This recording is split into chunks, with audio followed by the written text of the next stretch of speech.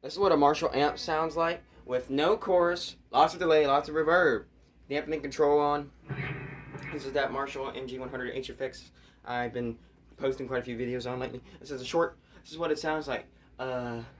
Pretty good for kind of harder rock for overdrive channel number 2. A lot of reverb. It's a little bit more bassy because of it, but it sounds good.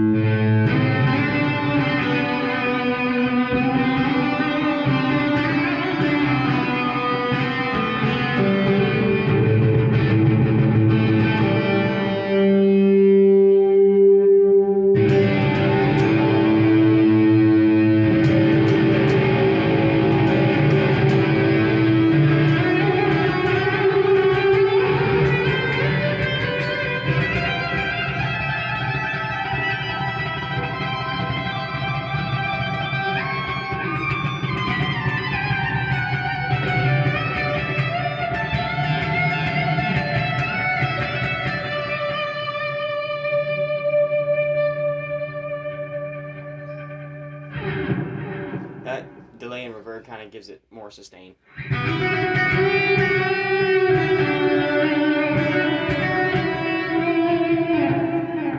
And the faster the delay, the better.